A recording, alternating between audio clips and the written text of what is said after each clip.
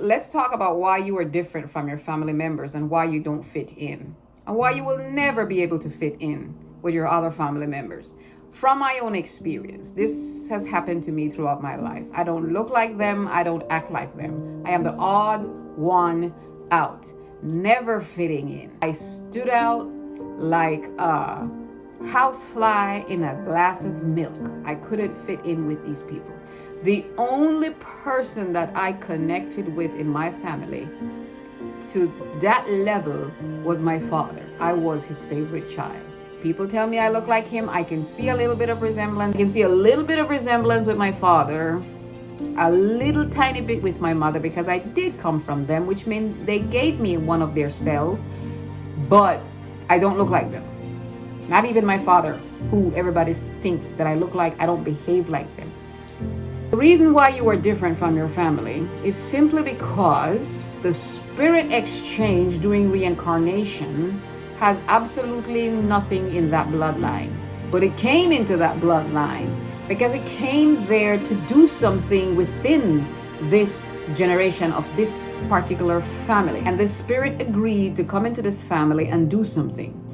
And I know for 100% fact, because of my own life experiences, that it came to break generational curses. It came to set the captives free. It came to liberate every person in that family from some generational curse that was done generations and generations and generations ago, or something that the spirits foresaw, something that the ancestors foresaw was going to happen to that family. This particular spirit came to release them and to set them free. It is a powerful spirit that came to make these changes, and it came into the body of a child where the conditions were right, and the conditions were right in the womb, within the fetus. And the spirit knew that the conditions within this fetus was perfectly right for it. And it took over that little fetus and was born into this family, but it was not of this family. The spirit is different. The spirit is from somewhere else. The spirit is not within the spirit of this bloodline. It came to break, and it came to crush, and it came to rebuild, and it came to heal, and it came to set them free. It came to do that. So this is why you are different from your family members. You're not of that family, but you came to release that family. But you were born into the family, which tied you to the family physically and generationally. You came as a warrior. You came to break ties. You came to release them from spirits that bound them. Okay, and all the elements are going to rise up and fight you from doing that. The reason why you look different is because we tend to resemble the spirits that overtake our consciousnesses. When I was in those dimensions, as you might call it, many deities took over my spirits. And in the word of my guru, when you hit those dimensions, or when you touch those dimensions, the spirits in the spiritual realm rush to your body like they hear a dinner bell, because they want to have that human experience. Well, these spirits rushed into my body, not without my permission. I gave them permission. How? Unknowingly. I just placed my consciousness upon them and wondered about them, and they came. I did it, and they took over. And when I looked in the mirror, I began to resemble them. I no longer look like this. Now, when I came down from those dimensions, I began to look like myself again. But I was resembling all of those spirits that took over my body, and they were beautiful gods, beautiful deities. I no longer look like this.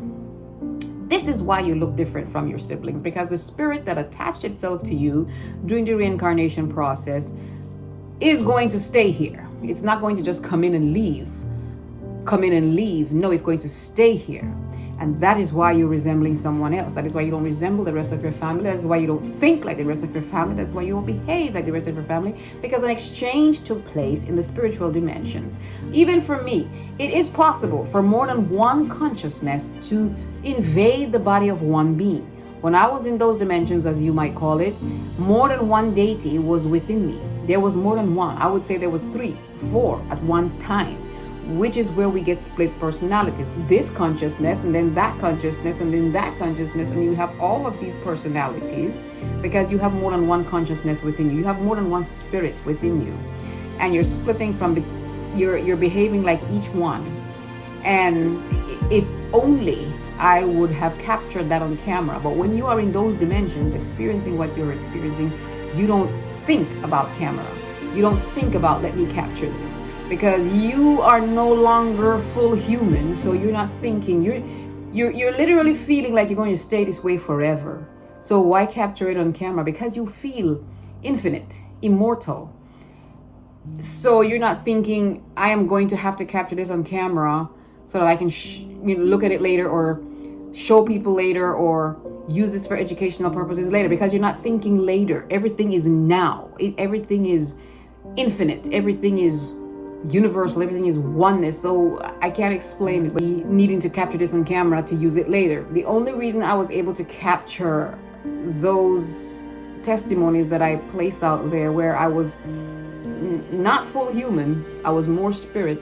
The only reason why I did that was because something prompted me to capture this on camera. This is why you are different. This is why your personality is different.